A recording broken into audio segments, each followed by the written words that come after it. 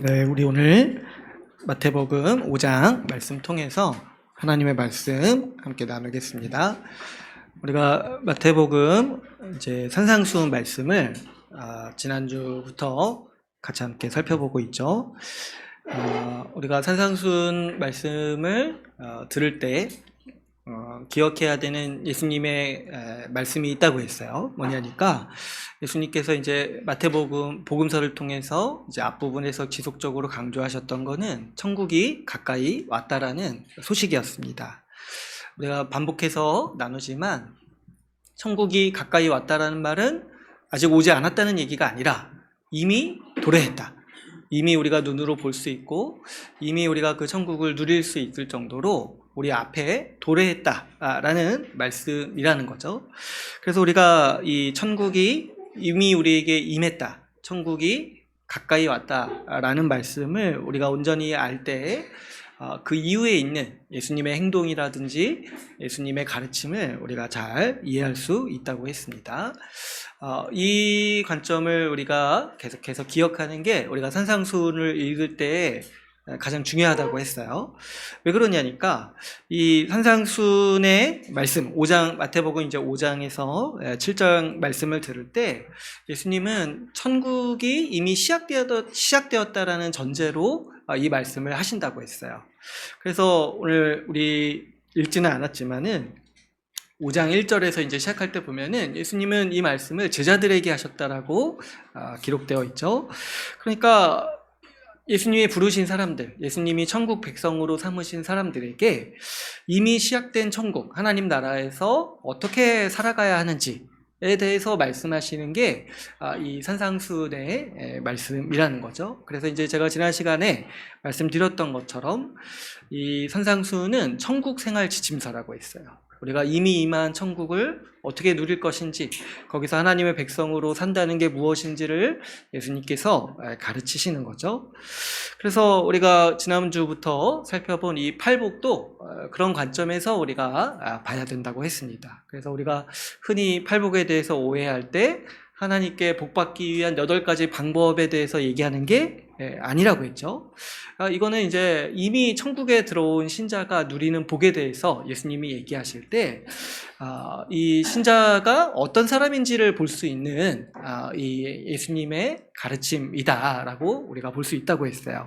그래서 우리가 팔복을 보면은 지난 시간에 제가 말씀드렸던 것처럼 마치 거울을 보는 것처럼 신자가 어떤 사람인지를 볼 수 있다라고 같이 나누었습니다. 그리고 또 이 팔복을 보면은 지난 시간에도 우리가 같이 얘기를 했지만 우리가 아는 세상과는 완전히 다른 세상이라고 했어요. 왜 그러냐니까 지난 시간에 나눴다시피 우리 그 세상에서는 가난한 사람이라든가 애통하는 사람에게 복 있다라고 얘기하지 않는다는 거예요. 오히려 세상의 관점에서 보면은 가난한 사람, 애통하는 사람은 그냥 불쌍한 사람이고 어떻게 보면은 복이 아니라 벌 받은 사람이죠.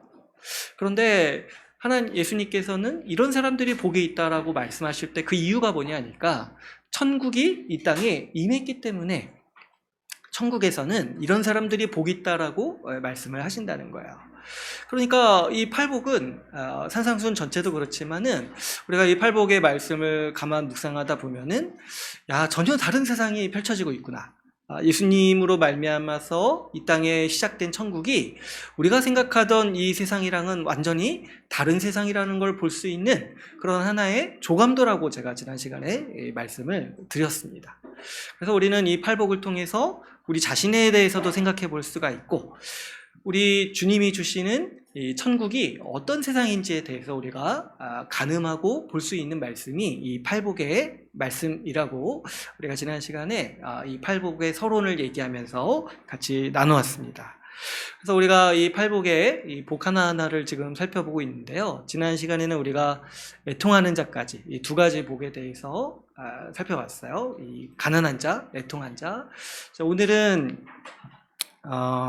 온유한 자에 대해서 살펴보고자 합니다. 오늘 성찬도 있고 돌잔치도 있어가지고 짧게 하려고 제가 복 하나만. 근데 이제 제가 또 한 주 동안 하나만 이렇게 묵상하다 보니까 이 복이 굉장히 크구나. 감동이 돼가지고, 이게 짧을지를 제가 잘 모르겠어요. 그러니까 한번. 근데 이제 어쨌든 하나니까 우리가 기대감을 가지고, 한번 이번 주는 한번 온유한 자에 대해서만 한번 깊이 있게 한번 좀 나누기를 바랍니다. 이 온유한 자 이렇게 얘기하는데, 개인적으로, 이 온유하다라는 말이 무슨 말인지 제가 많이 어렵더라고요. 예전부터 좀 그랬던 것 같아요. 온유하다라는 게 도대체 어떤 걸 가리키냐. 여러분도 한번 생각해 보시면, 온유한 사람 하면은 어떤 사람을 주로 생각이 납니까? 했을 때 보통은 이제 좀 이렇게 이 말의 어감을 좀 생각을 해보자면은, 온유하고 부드러운 사람. 온화하고 부드러운 사람. 그래서 뭐 화를 내지 않고 친절한 사람, 이런 사람을 가리켜서 우리가 온유하다 이렇게 많이 이렇게 보통 부르는 것 같아요. 그런데 그것도 물론 맞아요. 이 온유함에 대해서 깊이 있게 살펴보다 보면은 그런 부드럽고 화를 내지 않는 측면도 물론 있습니다. 그런데 그게 온유함의 전부다라고 얘기하기에는 좀 부족한 면이 있어요. 제가 왜 그렇게 생각을 하냐면, 예수님이 온유하시잖아요. 그죠? 예수님이 온유하신데, 우리가 복음서를 살펴보면은 이제 나중에도 나누겠지만, 사실 예수님이요, 화도 많이 내세요. 보시면, 친절하지 않을 때가 있어요. 예수님도 보면은. 그러니까 의도를 가지고 그렇게 행동하시는 거긴 하지만, 아주 화낼 때는 굉장히 무섭게 화를 내시고, 우리가 이제 살펴보면 아시겠지만은 가끔 욕도 하세요. 예수님이. 그러니까 뭐 이 독사의 자식들아 이런 거는 그 당시 기준으로 하면 아주 심한 욕이죠. 그러니까 이제 예수님을 기준으로 해서 봤을 때 단순히 우리가 화를 잘 내지 않는 거를 온유하다고 하기에는, 이 온유함을 전체를 이제 표현하기에는 좀 부족하다라는 거죠.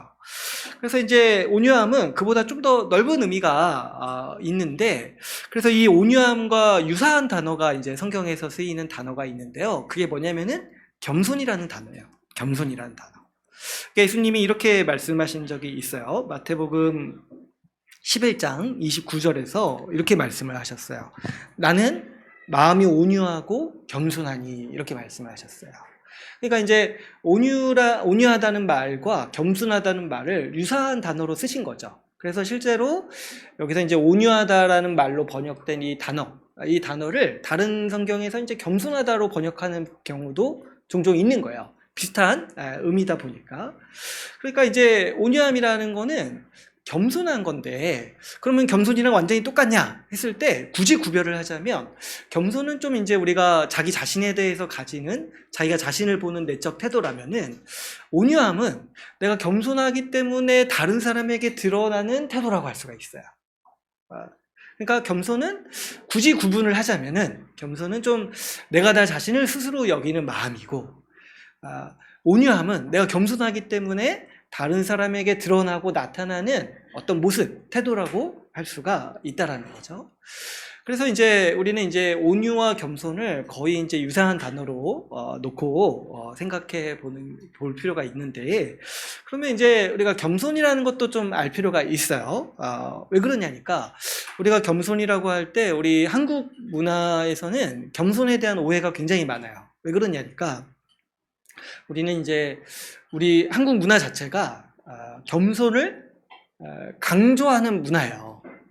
그래서 이제 우리가 좀 그렇잖아요. 우리 좀 속된 말로 어떤 사람이 좀 자기 자랑하고 좀 이렇게 시쳇말로 나대는 거 그렇게 별로 안 좋아하잖아요. 그죠?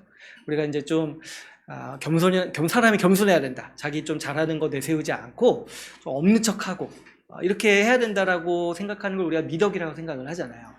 그런데 이런 식의 어떤 겸손은요, 성경에서 말하는 겸손이랑 거의 상관이 없어요. 이런 거는 이제 우리가 좀 구별할 때 겸양이라고 좀 구별하는 게 좋을 것 같아요. 그런 태도. 자기를 이렇게 막 내세우지 않고 좀 이렇게 삼가는 거. 이런 것들을 이제 우리는 겸양이라고 부르는데, 그런데 성경에서 말하는 겸손은 그것과는 조금 완전히 좀 다른 의미가 있어요. 그래서 이제 성경에서 겸손을 뭐라고 하냐 했을 때, 예수님을 가리켜서 성경에서는 겸손이라고 얘기를 한다는 거예요. 그래서 우리가 이 겸손에 대한 말씀을 좀 찾아볼 텐데요. 빌립보서 말씀을 한번 볼게요. 빌립보서 말씀 2장 3절 말씀 한번 보겠습니다. 2장 3절 말씀.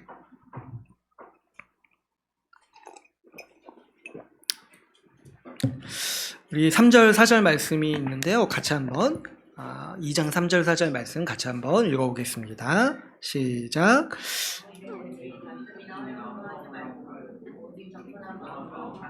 자기보다 남을 낮게 여기고 4절도 한번 읽어볼게요. 각각 자기 일을 돌볼 뿐더러 또한 각각 다른 사람들의 일을 돌보아 나의 기쁨을 충만하게 하라. 그죠? 여기서 보면은 겸손한 마음이라고 이렇게 얘기를 할 때 그 마음이 어떤 마음이라고 뒤에서 설명을 하죠. 각각 자기보다 남을 낫다고 여기고 남이 자기보다 더 괜찮다, 나보다 낫다라고 그렇게 여기라는 거야. 그리고 또 어떻게 하라는 거야? 더 나아가서 적극적으로 다른 사람을 돌보라는 거예요. 이게 이제 겸손한 마음에 대한 성경의 아주 직접적인 정의입니다. 그래서 우리가 알던 겸손이랑은 좀 다르죠. 우리가 생각하는 그 한국 문화권에서 겸손은 다른 사람과의 관계를 생각하기보다는 그냥 자기 자신을 내세우지 않는 거를 의미를 하는데, 이 성경에서 말하는 겸손은 뭐예요? 다른 사람을 나보다 낫다고 여길 뿐만 아니라 그래서 그 사람을 위해서 돌보라는 거예요. 이게 이제 겸손한 마음이라고 이렇게 설명을 하고 있습니다. 빌립보서 말씀은 이제 더 나아가서 예수님이 어떤 면에서 겸손한지에 대해서 설명하기도 하죠. 우리 빌립보서 2장 5절에서 8절 말씀 우리가 주마다 이제 읽는 말씀 중에 하나인데요. 우리 또 한번 같이 읽어볼까요? 이 빌립보서 2장 5절에서 8절 같이 한번 읽어보겠습니다. 시작. 너희 안에 이 마음을 품으라. 곧 그리스도 예수의 마음이니 그는 근본 하나님의 본체시나 하나님과 동등됨을 취할 것으로 여기지 아니하시고 오히려 자기를 비워 종의 형체를 가지사 사람들과 같이 되셨고 사람의 모양으로 나타나사 자기를 낮추시고 죽기까지 복종하셨으니 곧 십자가에 죽으심이라. 아멘. 예수님이 겸손하다 했을 때 예수님의 겸손이 어떤 면에서 나타나냐니까, 예수님이 원래 어떤 분이에요? 하나님의 아들이시잖아요. 하나님과 동등된 분이신데 그것을 합당하게 여기지 아니시고 오히려 자기를 낮춰 사람이 되시고 종의 자리까지 가셔서 다른 사람을 섬기셨다는 거야. 죽기까지 복종하시고 하나님을 섬기고 또 다른 사람에게 종이 되셔서 다른 사람을 돌보고 섬기는 자리까지 가셨다는 거예요. 그러니까 이 예수님의 그 낮아지심, 이 예수님의 십자가를 가리켜서 지금 빌립보서 말씀에서는 예수님의 겸손이다, 우리가 이 겸손한 마음을 품어라 라고 이렇게 말씀을 하고 있는 거죠. 그러니까 이 겸손이라는 거는 어떤 태도입니까? 자기를 내세우지 않는 그런 태도라기보다는 자기의 권리와 지위를 주장하지 않고 다른 사람을 돕기 위해 자기 자신을 내어주고 낮추는 태도를 가리켜서 성경에서는 겸손이다라고 이렇게 부른다는 거예요. 예수님이 실제로 그렇게 하셨죠. 예수님이 어디 가서 나 하나님의 아들이다 이런 권리를 주장하고 이렇게 하신 것이 아니라 기꺼이 종이 되시고 자기를 낮추셔서 우리를 위해서 섬기셨다는 거예요. 그래서 이제 이 예수님을 가리켜서 겸손하다라고 성경은 정의하고 있습니다. 그래서 우리가 말씀이 아니라면은 세상에 하나님의 아들이 겸손하시다라는 거를 우리가 어떻게 알 수가 있겠습니까? 예수님이 겸손의 본이 되신다는 거예요. 겸손의 본이 되신다. 그러니까 우리가 이렇게 겸손을 얘기할 때 온유함도 마찬가지라는 거예요. 온유함은 더 적극적으로 이런 겸손의 태도가 나를 높게 평가하지 않고 나를 다른 사람보다 낮게 여기고 다른 사람이 나보다 더 존귀하게 여기는 그 태도가, 온유함은 뭐예요? 그 사람을 향해서 적극적으로 나타나는 그런 태도, 자세를 가리켜서 우리가 온유함이라고 부른다는 거예요. 그래서 온유함은 이렇게 정의할 수가 있습니다. 나 자신의 권리와 이익을 주장하지 않고 다른 사람에게 기꺼이 내어주려는 태도, 그런 마음을 가리켜서 우리가 성경에서는 온유하다라고 이렇게 부른다라는 거예요. 그러니까 이 온유함은 소극적으로 하면은 기본적으로는 이런 거죠. 좀 다른 사람에게 양보하는 태도인 거야. 양보하는 태도. 다른 사람 먼저 권리를 누리고 다른 사람의 권리를 챙겨주고 다른 사람의 이익을 먼저 챙겨주는 태도. 양보하는 태도라고 할 수 있어요. 적극적으로는 어때요? 적극적으로 하면은 다른 사람을 위해서 다른 사람의 유익을 위해서 내 권리와 이익을 포기하는 그런 마음가짐, 그런 태도가 이 온유함이라고 할 수가 있습니다. 그렇죠. 그래서 이제 이 예수님이 온유하고 겸손하다라고 이렇게 우리가 생각할 때 우리는 온유함을 단순히 화를 안 내고 부드러운 어떤 태도, 친절한 태도 이런 것뿐만 아니라 자기의 권리와 이익을 포기하고 다른 사람을 위하는 그런 태도라고 우리는 이해할 수가 있습니다. 또 한 가지 이제 이 온유함이라는 게 이 하나님을 향해서도 나타나는데요. 뭐냐면 우리가 이제 야고보서 말씀 지금 우리 GBS 하고 있잖아요. 근데 이제 야고보서에서도 온유함이라는 단어가 나오죠. 그래서 1장 그 21절에 보면은 이런 표현이 있어요. 하나님의 말씀을 온유함으로 받아라. 하나님의 말씀을 온유함으로 받아라.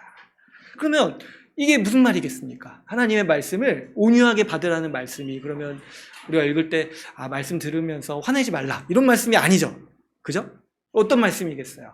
말씀을 들을 때 좀 자기 주장, 자기 고집 피우면서 말씀 이렇게 안 받아들이고 그렇게 하지 말고 자기 주장 그런 거 내려놓고 하나님의 말씀을 받아서 순종하다라는 거를 이렇게 이제 표현할 수 있다라는 거예요.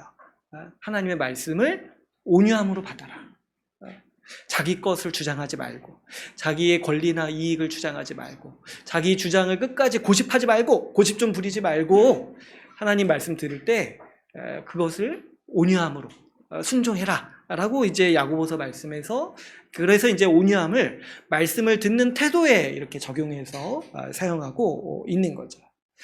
그래서 우리가 온유함을 이렇게 이해하고 나면은 이 온유함이라는 게 이 분노하지 않는 것, 화내지 않는 거랑도 어느 정도 연관이 있다라는 거를 생각할 수가 있는 겁니다. 그러면 우리가 화가 나고 좀 보통 불쾌해하고 좀 이렇게 분노를 표출하는 경우는 많은 경우 보면은 내 권리나 이익이 침해당했다고 느낄 때, 그럴 때 우리는 화도 나고 불쾌함을 느낍니다. 그런데 한번 생각해 보세요. 우리가 온유하다. 우리가 다른 사람을 위해서 내 권리도 포기할 수 있고 내 이익도 포기할 수 있다. 이런 마음가짐이 있다라면은 사실은 우리가 화를 낼 경우가 많이 없어지는 거죠.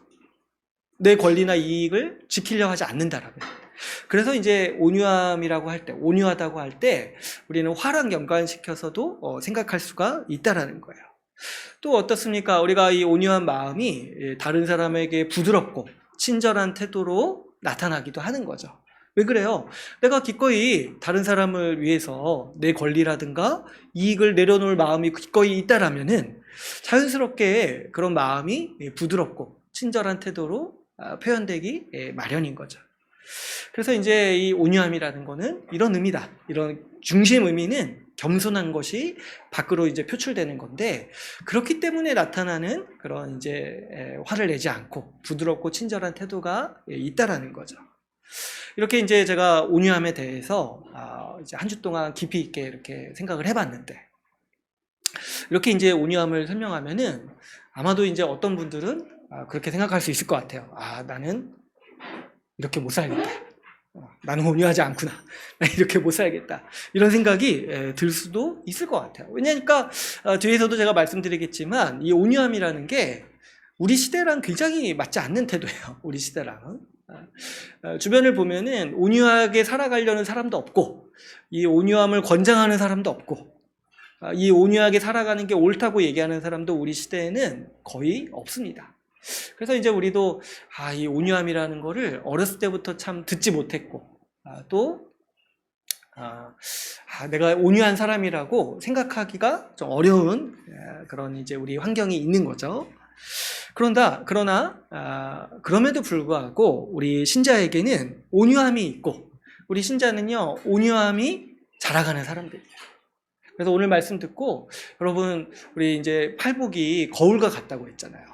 내가 알지 못했던 내 모습을 이렇게 팔복이 보여주는 건데. 그래서 여러분 오늘 말씀 딱 듣고 오늘부터 우리 자신을 온유한 사람으로 생각해야 돼요. 온유한 사람.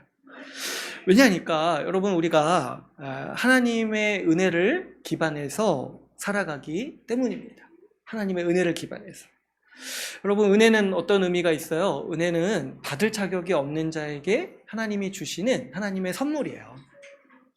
원래 자격이 없는 자에게 하나님이 복을 주시는 게 은혜라고 하는 거예요. 우리가 심판을 받아야 되는데 도리어 하나님은 우리를 구원하셨습니다. 우리가 하나님의 원수였는데 도리어 하나님은 우리를 그분의 자녀로 삼으셔서 그분이 가지고 있는 최고의 복을 우리에게 더하셨습니다. 그래서 이 모든 것을 우리가 은혜로 얻었다고 말하는 거예요. 은혜로 얻었다. 우리가 받을 자격이 없는데 하나님께서 우리를 긍휼히 여기시고 우리를 기뻐하시고 복되게 여기셔서 우리에게 복으로 주시고 선물로 주셨다는 거죠. 그러니까 여러분 우리가 신자로서 누리는 모든 복, 우리가 천국 백성으로서 누리는 모든 지위는요, 우리가 잘해서 얻은 것이 하나도 없어요. 내가 권리로서 누리는 게 하나도 없어요. 다 뭐냐니까 은혜로 누리는 거예요. 내가 선물로 받아서 누리는 복들인 거예요. 그래서 우리 신자 마음 가운데 어떤 이제 마음이 중심에 있냐면 우리가 누리는 모든 것이 원래 내 것이 아니라는 거예요. 원래 내 것이 아니고 하나님이 주시는 선물이라는 거예요. 우리가 누리는 구원의 지위, 우리가 누리는 이 하나님의 자녀로서의 지위뿐만 아니라 우리가 가지고 있는 모든 소유, 생명, 건강, 시간뿐만 아니라 물질, 자산, 직업 이런 모든 것들도 하나님이 우리에게 주시는 선물이다라고 우리는 이 하나님의 은혜를 확장해서 우리는 그렇게 여기면서 살아가죠. 우리는 우리 모두 소유가 하나님의 것이라고 인정하면서 살아가는 마음들이 있습니다.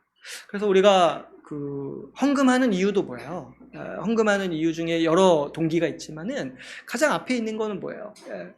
이 나에게 주신 모든 것이 하나님이 나에게 주신 소산이다라는 걸 인정하고 하나님의 것인 것을 인정하는 마음으로 우리는 헌금하죠. 그 중심에는 내 재산이라든가 자산도 하나님이 나에게 주신 선물이라는 그런 믿음의 고백이 있는 거예요. 그렇게 우리 신자는요, 이런 마음들이 익숙한 거예요. 내 것을 내어주는 것이 익숙한 거예요. 왜냐하니까 기본적으로 우리는 원래부터 내 것이 아니라는 의식이 있어요. 내 권리, 내 소유, 내 이익, 내가 지금 하나님이 선물로 줘서 누리는 것이지만 은혜로 받아 누리는 거예요. 원래 내가 그것을 받을 자격이 없어요. 그렇기 때문에 원래 내 것이 아니기 때문에 다른 사람에게 언제든지 내어줄 수 있는 그런 충분한 마음과 소양이 우리 신자들에게 있습니다. 여러분 생각해 보세요. 우리 하나님의 은혜로 구원받았다라고 믿는 신자, 우리가 원래 죽어 마땅한 자인데 하나님의 은혜로 살아났다고 천국 백성이 되어서 하나님이 주시는 복을 누린다라고 믿는 신자가 어디 가서 우리가 내 권리나 이익을 막 주장하고 그렇게 살 수 있겠냐는 거예요. 그렇게 사는 것이 오히려 더 어렵습니다. 나 이런 사람이야. 나 이렇게 막 주장하면서 사는 게 원래 어려워요. 내가 어떤 사람이냐 이렇게 보니까 예수 그리스도의 십자가 은혜로 겨우 우리는 살아서 하나님의 은혜로 버티고 하나님의 은혜에 지탱하면서 살아가는 사람들이라는 거예요. 우리는 자신의 것이 원래부터 아무것도 없어요. 우리는 자신의 힘으로 사는 사람들이 원래부터 아닌 거예요. 그렇기 때문에 우리에게 주어진 내 은사라든가 내 자원이라든가 내 힘이라든가 이런 거 다 하나님이 나에게 주셨다 생각하고 원래 내 것이 아니고 원래 내 것이 아니기 때문에 우리는 다른 사람에게 내어주고 손해보고 우리의 권리를 포기할지라도 그것을 막 분하게 여기고 그것을 막 어렵게 여기는 사람들이 아니라는 거예요. 주님도 그런 말씀을 하셨죠. 거저 받았으니까 거저 주라. 우리한테는 이게 이제 익숙한 사람들일 거예요. 그래서 신자에게는 여러분 자연스럽게 온유함이 있어요. 온유함이 있고 온유함에서 자라가는 거예요. 이거는 우리가 하나님의 은혜에 기반해서 살아가고 하나님의 은혜를 생각하고 묵상할 때마다 자연스럽게 자라가는 우리의 성향이라는 거예요. 우리는 천성적으로는 본성으로는 온유함이 없죠. 당연히 우리가 나면서부터 인간의 아주 본능이 뭡니까? 내 이익, 내 손해보는 거 절대 못 참아요. 그러나 우리가 하나님의 은혜를 알고 우리가 매주 하나님의 말씀을 통해서 내가 은혜 받은 사람이라는 거 알 때, 우리가 말씀을 볼 때 보고 하나님의 주시는 복들을 묵상하면서 내가 은혜 받은 사람이라는 걸 알 때 우리는 자연스럽게 내가 가진 모든 것이 원래 내 것이 아니라는 그런 그 지식에 기반해서 다른 사람을 향해서 너그러워지고 다른 사람에게 내 것을 내어줄 수 있는 그런 온유함이 우리에게는 다 자라갑니다. 그래서 이 온유함이라는 단어만 보면은 나랑은 안 맞을 것 같은데 우리가 이 믿음으로 봤을 때 우리 자신을 온유한 사람으로 여기고 우리가 이 온유함에서 자라간다고 생각하는 것이 우리 이 팔복을 보면서 우리에게 유익이 되는 거죠. 또 한편으로 보면은 오늘 우리가 읽은 말씀을 보면은 주님은 이 온유한 사람이 복 받았다라고 말씀을 하시면서 그 복에 대해서 아주 특별한 표현을 사용하십니다. 뭐라고 얘기하시냐면 땅을 기업으로 받는다라고 말씀을 하시는 거죠.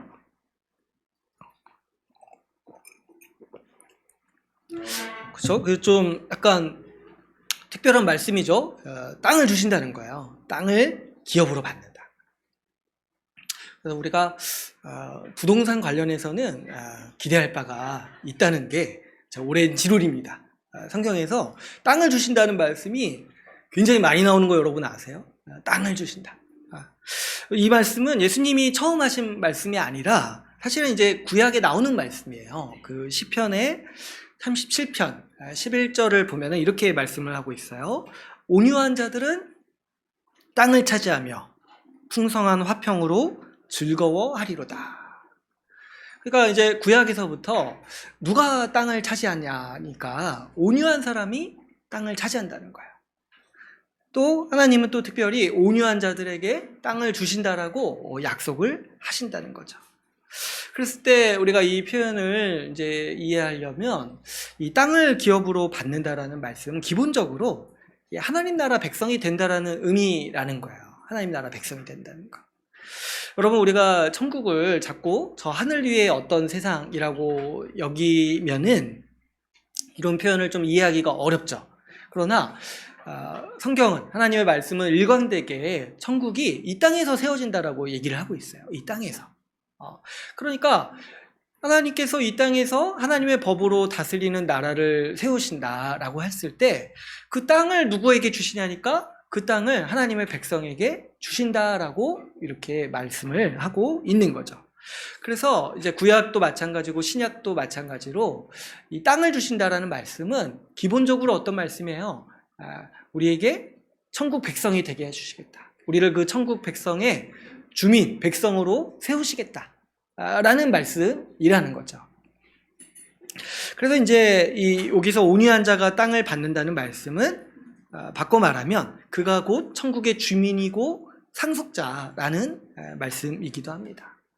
그런데 또 한편으로 더 나아가서 보면은 이 땅을 주신다는 말씀은 하나님께서 우리에게 복 주신다는 말씀이기도 해요.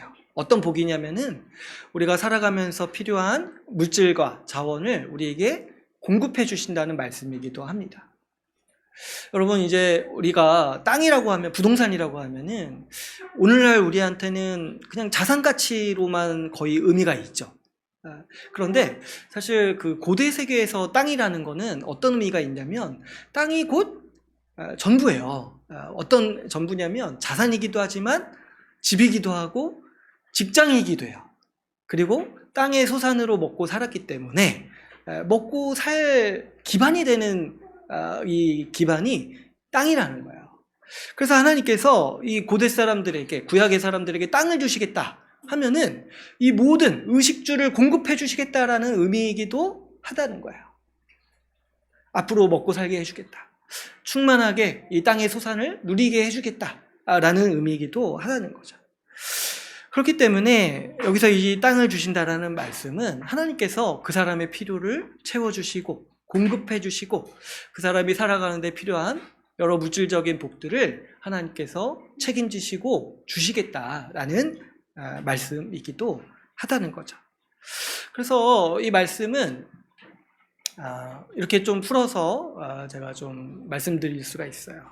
이 온유한 자가 복이 있다. 땅을 기업으로 받을 것이다. 라는 말씀은 이렇게 풀어서 설명할 수가 있는 거예요. 자기의 이익과 권리를 내어주는 사람은 복이 있다. 하나님이 그들을 채워주시고 그들을 복되게 먹이실 것이다. 이런 말씀이라는 거죠. 우리가 이해하기 좋게 좀 풀어서 얘기를 하자면 그랬을 때 여러분 우리가 이 말씀처럼 우리는 이 하나님이 복주고 또 우리를 채워주시고 우리에게 이익을 주시고 우리를 충만하게 하실 것을 우리가 믿으면서 그러면 우리도 앞으로 살아갈 때 온유하게 살아가도록 힘써야겠어요. 내 권리나 이익을 우리가 내어주고 기꺼이 포기할 수 있는 사람이 되어야겠습니다. 그 믿음의 중심에는 이게 있는 거예요. 하나님께서 우리에게 복 주실 것이다. 우리를 채워주시고 내가 비워도 내가 포기해도 내가 양보해도 하나님이 나를 복 주시고 하나님이 내 쓸 것을 채워주시고 하나님이 내 권리를 챙겨주실 것이다 라는 믿음으로 우리는 오히려 더 온유하게 살아가야 됩니다. 우리가 이 세상에서 여러분 온유한 사람으로 살려고 할 때요 우리한테는 용기도 필요하고 이 믿음이 필요해요. 왜 그러냐니까 세상에서는 보통 이 온유한 사람이 손해를 보기 때문이죠. 여러분 이 온유한 사람을 그 세상에서는 뭐라고 부르냐면은 호구라고 불러요. 호구라고. 이 거의 비슷한 뉘앙스가 있어요. 세상에서 양보하고 이렇게 친절하게 대하면은 복을 얻는다라고 잘 얘기를 못하죠. 왜냐하면 세상에서 그렇게 살다 보면은 오히려 더 사람들은 빼앗고 오히려 더 만만하게 보고 오히려 더 그 사람의 이익을 빼앗기에 혈안되어 있는 곳이 우리가 살아가는 세상이에요. 그래서 뭐 직장 생활을 할 때 친절하게 대하면 오히려 만만하게 봐가지고 일을 더 맡기고 아주 그냥 그 호의가 계속되면 권리라고 하잖아요. 뭐 성경 말씀은 아니지만 참 이 세상을 묘사할 때 아주 그 참 탁월한 그 통찰인 것 같아요. 세상에서 사람들은 친절하고 자기를 내어주고 이렇게 좀 자기 권리를 포기하는 사람들을 귀하게 여기는 게 아니라 오히려 더 만만하게 보고 오히려 그 사람을 더 등쳐먹는 호구 잡는 그런 세상이 우리가 살아가는 세상이에요. 자기 이익과 권리를 주장하지 않고 챙기지 않는 사람은 우리 이 세상을 살아갈 때 보통 손해를 보고 오히려 더 이용당하기 마련입니다.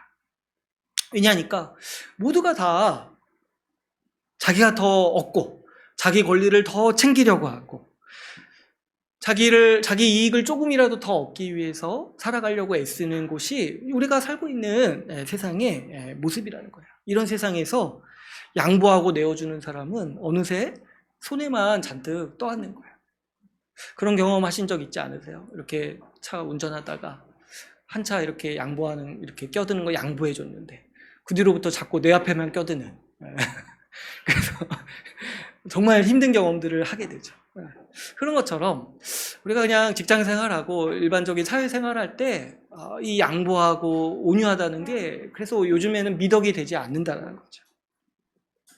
여러분 우리가 세상을 보면은 자기 권리와 이익을 위해서 그것에 충실하게 살아가는 사람들이 얼마나 많습니까? 우리가 직장 생활하면은 그렇죠. 그런 걸 많이 보죠. 같이 일하는 사람들끼리도 얼마나 그런 신경 다툼이 많은지 몰라요. 서로 일은 안 하려고 하고 책임도 안 지려고 하고 어떻게든 다른 사람에게 일은 떠넘기고 책임도 떠넘기고 어떻게든 나는 손해는 안 보려고 하고 저 사람이 손해를 보도록 만들려고 하는 그런 곤모술수를 우리는 많이 봅니다. 또 요즘 사람들을 보면은 얼마나 그 자기 권리에 예민하게 반응하는지 몰라요. 조금만 무시당하고 조금만 그 자기 권리가 침해당한다라고 생각하면은 얼마나 그렇게 서럽게 화를 내고 얼마나 그 자기 권리를 복구하기 위해서 열심을 내고 그런 불만과 원망을 토로하는지 몰라요. 그래서 이 자영업 하시는 분들이나 또 우리 공무원도 있는데 그런 민원이라든가 불평불만이라든가 얼마나 말도 안 되는 거 많이 듣습니까? 이런 것들, 이런 태도를 가리켜서 이제 우리 현대 사회를 생각할 때 이런 태도를 부르는 좋은 용어가 있는데 뭐냐니까 소비자 정신이라는 거예요. 소비자 정신. 여러분, 우리가 그런 마음이 있잖아요. 내가 돈을 내고 그러면 어떤 권리를 얻기 때문에 어떤 그 권리에 침해되고 또 그 권리에 못마땅한 어떤 서비스나 어떤 이제 보상을 받을 때 우리는 불만을 제기하고 또 컴플레인도 얘기할 수 있잖아요. 그래서 자기 권리와 이익은 마땅히 누려야 할 권리이기 때문에 내 불편을 다른 사람이 해결하도록 컴플레인을 하고 그런 성향이 이 소비자 정신이라는 거예요. 그게 소비자의 권리이기도 하고. 근데 이제 문제는 뭐냐면 우리는 아주 소비가 발달되고 모든 영역에서 소비가 있는 사회에서 살다 보니까 우리 자신을 어느새부턴가 소비자로 여기는 것에 익숙하다는 거야. 그래서 우리가 물건을 사고 어떤 서비스를 구입할 때만 자신을 소비자로 여기는 게 아니라 우리 삶의 모든 영역에서 우리 자신을 소비자로 여기면서 살아간다는 거예요. 그래서 어떻습니까? 모든 영역에서 나 자신을 소비자로 여겨요. 그래서 모든 영역에서 내 권리를 주장하고 내 권리가 침해당하고 내가 손해볼 때 불평불만하고 그것을 다른 사람의 책임과 다른 사람에게 떠넘기는 것에 익숙한 게 우리의 삶의 방식이라는 거예요. 가족관계에서도 이런 소비자처럼 행동하는 거죠. 서로가 서로를 향해서 양보하고 좀 내가 먼저 챙기고 내가 손해보려고 하는 게 아니라 내 마땅한 권리를 침해했다라고 여기면서 서로를 향해서 화를 내고 불화하게 되는 거. 이게 뭐냐니까 중심에 내 권리를 주장하고 내가 손해보는 거 싫어하는 그런 마음이 가족관계까지 이렇게 펼쳐지는 거 아니겠습니까? 친구관계나 사회관계도 마찬가지죠. 요즘에 이렇게 보면은 인간관계라는 게 아주 철저한 기브 앤 테이크예요. 주는 게 있으면 받는 게 있고 내가 주는 만큼 안 주면 그 관계를 맺지 않아 버리는 거예요. 손해본다고 생각해요. 손해보는 관계는 안 맺으려고 하는 거. 그러니까 요즘 사람들의 기본적인 삶의 자세인 거죠. 여러분, 우리는 어느새부턴가 우리 삶의 모든 영역에서 내 권리나 이익만 주장하는 이런 소비자 의식이 익숙하다는 거예요. 그런데 이렇게 보면은 이런 이제 성향이 이제 교회에서도 와서 이렇게 드러나게 되는 거죠. 교회에 와서도 교회 가족이 아니라 자꾸 이렇게 소비자로 살아가려고 하는 그런 마음이 생긴다는 거예요. 교회 가족이 아니라 좀 고객으로 있고 싶어 하는 거예요. 제가 최근에 이제 우리 BLF 목사님들이 아니라 아주 오랜만에 노예 목사님들과 교제한 적이 있었는데 어쩌다 이렇게 일을 같이 하다가 좀 이렇게 좀 얘기할 기회가 있어서 이렇게 교회 생활 이렇게 많이 얘기하시는 거 들은 적이 있는데 그 목사님들이 사역하시면서 받는 그 민원에 대해서 제가 들었는데 진짜 너무 끔찍하더라고요. 제가 그날 몸살이 났어요. 그 듣고 이런 얘기를 들으면서 사는 인생이 얼마나 참 힘든가. 그냥 어떻게 이렇게 교회에 일이 있을 때마다 불평불만하고 교회에 뭔가 문제가 생겼으면은 좀 자기가 할 생각은 안 하고 바로 목사한테 전화해서 목사님 이거 뭐 문제 있습니다 했을 때 근데 이제 목사님이 그 일을 한다고 기분 나쁜 게 아니라 이제 서운하신 거죠. 아니 그러면 도대체 그분은 뭔데 일이 보이면 좀 자기가 해도 될 텐데 왜 그거를 나한테 이렇게 전화해서 이걸 하라고 하냐는 거예요. 그래서 뭐 그 일 하는 게 서운하다는 게 아니라 도대체 교회를 뭐라고 생각하는지가 너무 이렇게 그런 마음이 느껴지니까 좀 마음이 힘들다 그런 얘기들을 이제 하시더라고요. 저는 뭐 아무 얘기도 안 했습니다. 그런 경험을 별로 한 적이 없어가지고 근데 제가 너무 힘들어가지고 목사님들한테 그냥 그런 얘기는 했어요. 고객이시네요. 목사님들이 보니까 고객을 모시고 사는 자영업자 같아요.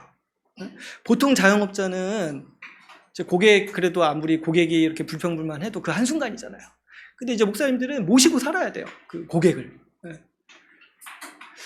그러니까 그런 인생이, 그런 참 삶이 너무 힘들다, 너무 이렇게 좀 어렵겠다, 이런 이제 마음을 제가 이제 가진 적이 있어요.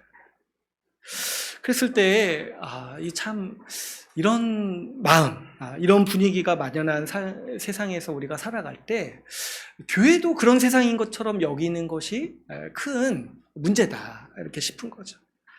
여러분, 우리도 자칫 잘못하면은 우리가 이제 소비자의 입장에 설 때도 있지만은 모든 영역에서 소비자처럼 굴고 있지 않은지 우리가 우리 자신을 좀 돌아봐야 되는 거죠. 우리가 정말 이런 분위기가 만연한 세상에서 우리가 모든 영역에서 나도 소비자처럼 우리가 정말 내 권리나 이익을 내 우상처럼 쫓고 있는 게 아닌가.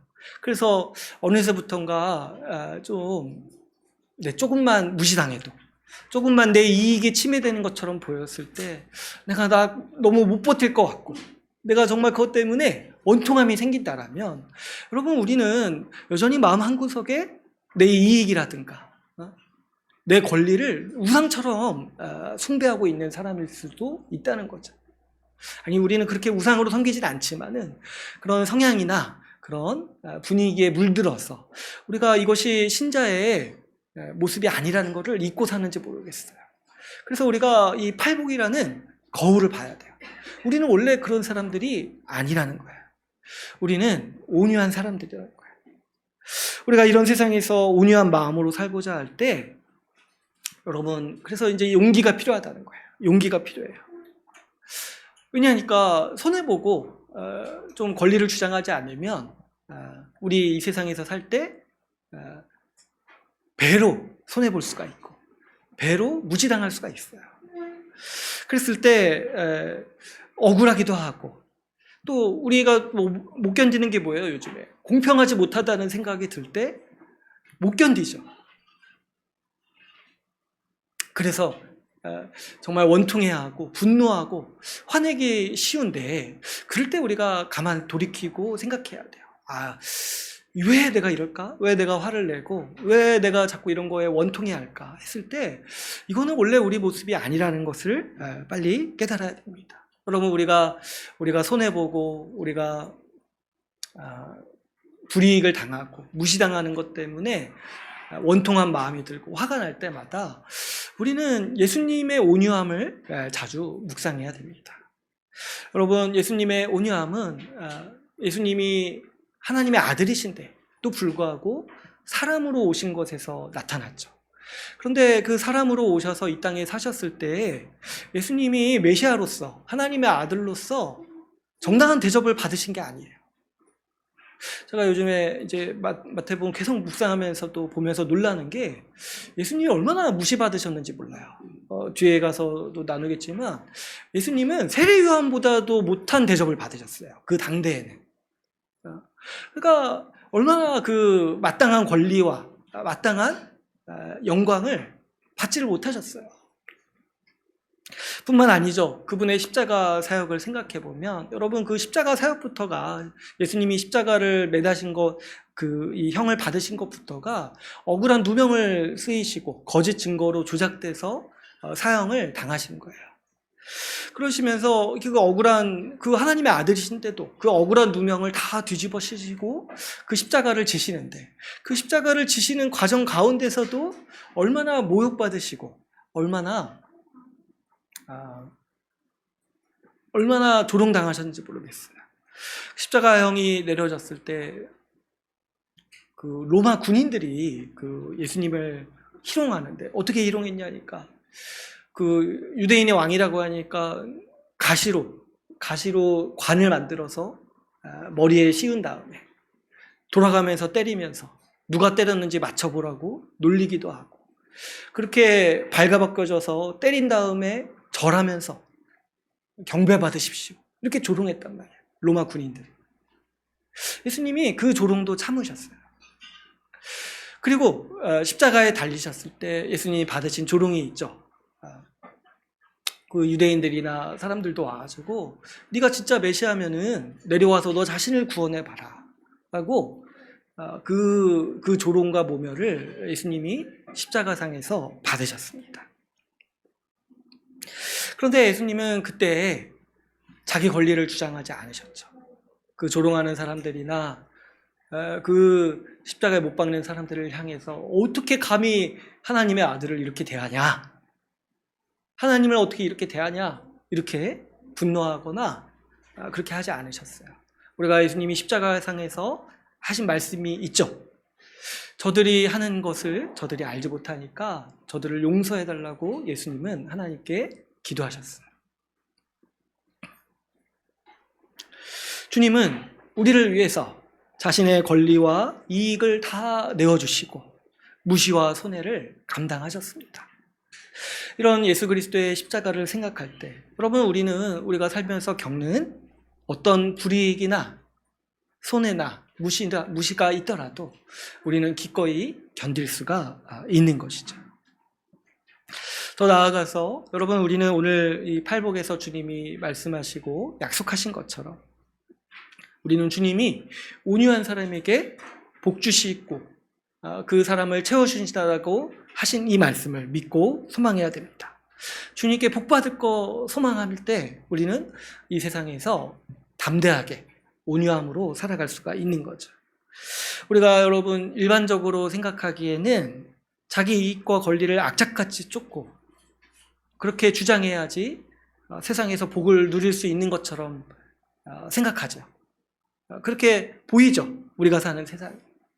그런데 천국의 삶은 그와 다르다는 거예요. 천국의 삶은 주님은 자신의 것을 내어주고 자기 권리를 내어주는 사람에게 복 주신다라고 말씀하십니다. 자기 권리를 내어주고 자기 이익을 포기하고 다른 사람을 위해서 기꺼이 내어주는 사람에게 하나님이 채워주시고 하나님이 돌보신다라고 말씀하시는데, 이게 이제 뭐냐니까 이게 천국의 모습이라는 거예요. 이게 천국의 모습. 우리는 자꾸 이 세상살이를 생각하면서 이렇게 살면은 고난이 있을 거야, 이렇게 살면은 정말 손해만 볼 거야 생각하기 쉽지만은, 여러분 지금 주님이 우리에게 말씀하시는 게 뭡니까? 천국이 이미 시작됐다. 그리고 그 천국의 모습은 어떤 세상이라는 거예요? 온유한 사람에게 하나님이 복 주시고 채워주신다는 거예요. 그렇게 여러분, 우리가 이 세상을 살아갈 때 우리 앞에는 이 두 가지 삶의 태도가 있는 거예요. 자기 스스로 자기 권리를 챙기면서 악착같이 자기 이익을 쫓아 사는 인생이 있는가 하면은, 나의 권리를 포기하고 양보하고 내어주어도 주님이 채워주시고 주님이 복되게 하시는 인생이 있다는 거예요. 이 두 가지 삶의 방향이 우리 앞에 있습니다. 그런데 여러분, 우리가 천국 백성이니까 우리는 이 천국의 법을 믿고 우리가 끝까지 한번 살아가 봅시다. 우리가 한번 좀 두고 보면 좋을 것 같아요. 정말 악착같이 자기 이익을 챙기고 권리를 챙기는 사람들이 정말 한번 나중에 복된가? 아니면 정말 온유한 사람이 나중에 땅을 상속으로 받는가? 우리가 정말 한번 두고 보면 좋을 것 같아요. 근데 사실 이제 쉽지 않은 게, 우리 이제 교회 안에는 대부분 온유한 분들이 많아가지고 비교해 보기가 좀 어려울 것 같아요. 그죠? 대부분이 우리는 온유한 사람들이 교회에 있어요. 근데 이제 정말 주변에 혹시 온유함과 정반대되는 사람이 있다면 한번 정말 곰곰이 한번 생각해 보세요. 과연 그 사람 인생이 복받았는가? 아니면 우리가 교회에서 많이 보는 사람들, 많이 보는 온유한 사람들, 특별히 자기 이익을 쫓아 살지 않는데 자기 권리를 주장하지도 않고 오히려 남에게 내어주면서 사는 사람들, 우리는 교회에서 많이 보지 않습니까? 주님께서 이런 사람들에게 복 주시는 모습을 우리가 곰곰이 보면 좋을 것 같아요. 저도 많이 봅니다. 교회에서 정말 자기를 그렇게 챙기지 않는데, 자기 이익을 그렇게 주장하지 않고 자기 이익을 위해서 살지 않는데 하나님께서 어떻게든 그 사람을 챙겨주시고 그 사람을 복되게 하시는 모습을 많이 보게 됩니다. 경제적으로 부족함 없이 채워주시고 가정에서도 화목하게 하시고 복 주시는 모습을 저는 많이 보게 돼요. 그렇기 때문에 이 팔복의 이 말씀은 우리가 경험적으로도 알 수 있는 분명한 진리라고 우리는 굳건히 믿을 수가 있습니다. 여러분, 우리가 이것에 대해서, 이 팔복의 세 번째 복에 대해서 분명히 확신하면서 살아갑시다. 주님이 온유한 사람에게 복 주십니다. 주님이 자기를 내어주고 자기 이익을 포기하고 자기 권리까지 다른 사람을 위해서 내어주는 사람에게 반드시 채워주시고 반드시 그 인생에 복된 것으로 채워주신다는 것을 우리가 믿고 확신하면서 살아갑시다. 그래서 여러분 살면서 좀 공평하지 못하고 좀 억울하고 좀 손해를 입고 좀 무시를 당하더라도 우리 마음 한켠에는 주님이 보상해 주시겠지, 주님이 채워주시겠지, 이 주님이 복 주신다라는 거 우리가 믿으면서 우리가 이 땅에 살면서 끝까지 지치지 않고 온유한 마음으로, 온유한 사람으로 살아가기를 바랍니다. 이제 오늘 말씀을 맺겠습니다. 오늘은 우리 팔복에서 세 번째 복으로 말씀하시는 온유한 사람은 복이 있다라는 말씀을 살펴봤습니다. 온유함은 자기의 권리와 이익을 다른 사람을 위해 내어주는 그런 태도, 성품을 의미합니다. 우리는 모두 본성적으로는 온유한 사람이 아닙니다. 손해보는 것 같으면 불평불만이 생기고 내 권리나 이익이 침해당하면 화가 나는 사람들입니다. 그러나 그런 우리를 주님은 온유함으로 구원해 주셨습니다. 우리를 대신해서 손해를 보시고 우리를 위해서 그분의 영광을 버리셨습니다. 주님의 의뢰로 우리는 원래 우리의 것이 아닌 복들을 누리면서 살아갑니다. 하나님의 자녀로 주님의 돌보심을 받는 천국 백성으로 우리는 살아갑니다. 그렇기 때문에 우리에게는 자연스럽게 우리 주님을 닮은 온유함이 자라가기 마련입니다. 왜 그러냐니까 우리의 모든 것이 원래 내 것이 아니고 주님이 주신 선물인 것을 알기 때문이죠. 내 것이 아니기 때문에 우리는 내어주고 포기하는 일에 익숙한 사람입니다. 주님은 이런 우리에게 이런 온유함을 갖추고 기꺼이 내어주고 무시당해도 이해하고 손해봐도 참는 이런 우리를 향해서 우리 예수님이 우리에게 말씀하시는 게 무엇입니까? 너 참 행복한 사람이다 라고 주님은 우리에게 말씀하십니다. 이렇게 우리가 온유한 사람이 복이 있다라는 주님의 말씀을 믿고 이 세상에서 담대하게 온유함으로 살아가는 주의 나라 교회가 되기를 간절히 소망합니다. 오늘 말씀을 마치고 함께 기도하는 시간 갖도록 하겠습니다.